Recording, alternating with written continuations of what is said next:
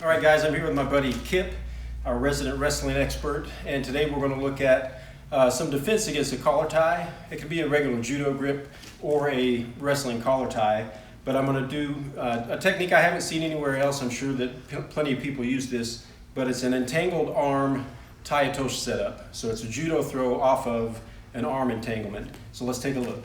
Okay, so if Kip grabs me with a regular judo grip, he may get, what they call the monster grip, which is on the high collar. We're wearing the gi. If he grabs this, most people's tendency is to try to break the grip. I personally don't like to break grip. I think when someone gets a hold of me, I already have taken their posts and their grips by default. So when he grabs this, I'm comfortable. Most likely he's going to try to get another collar on my arm. If he grabs both sides, this is actually a great setup for me. I don't have to expend energy to close him off.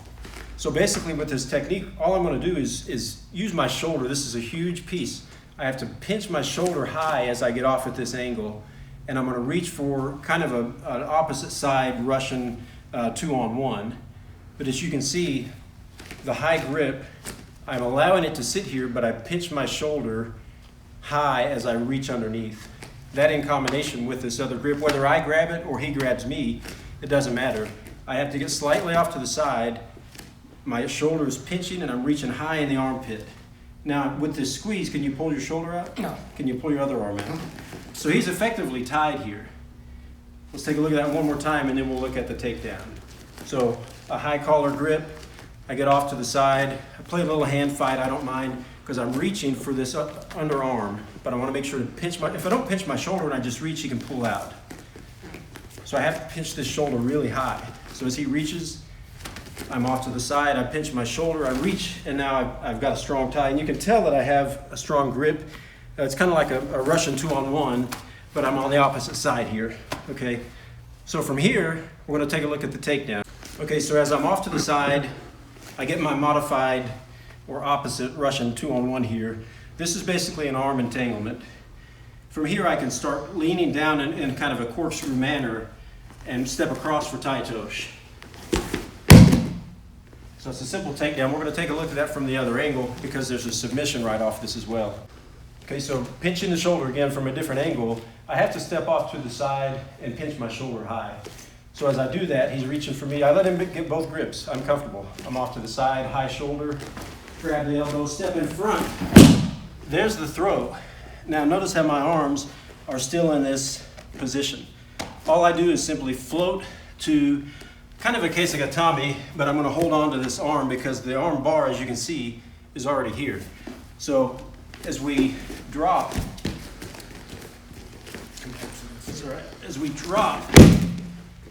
my knee is going to go down.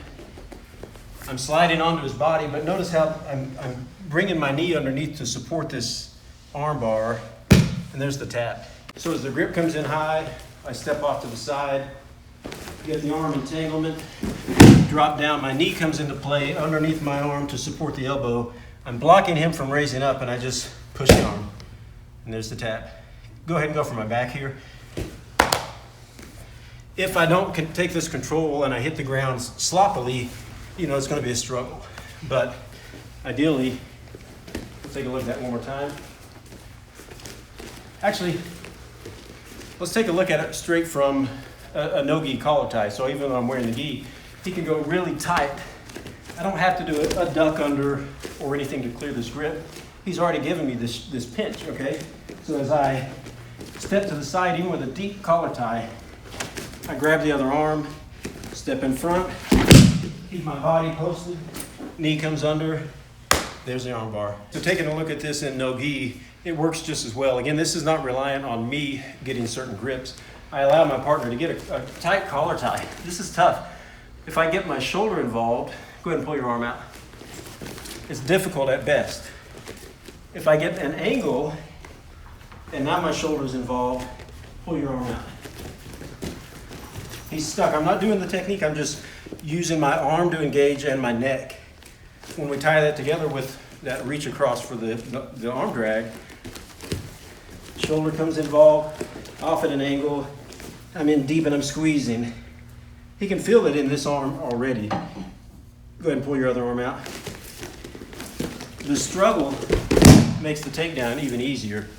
So one more time, tight collar tie to the arm entangled tai otoshi throw, straight to the arm bar.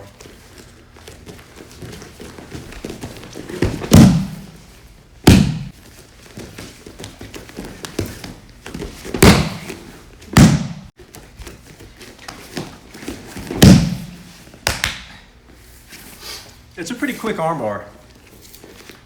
Especially when you can't straighten your arm. You want to give it a shot real quick? No. You want to try it? Well, I'll try it, yeah. All right, so. Yeah, so I'm getting a high collar grip.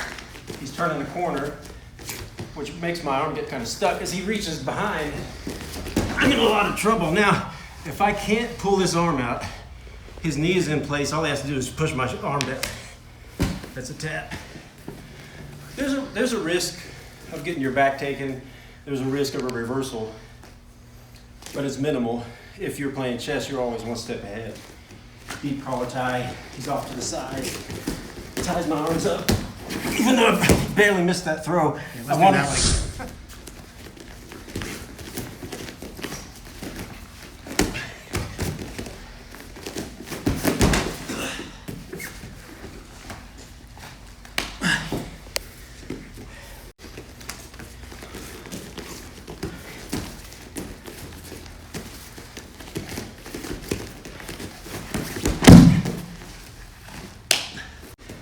So anyway, that's an arm entangled tai otoshi straight into an arm bar, gi or no gi. Thanks a lot.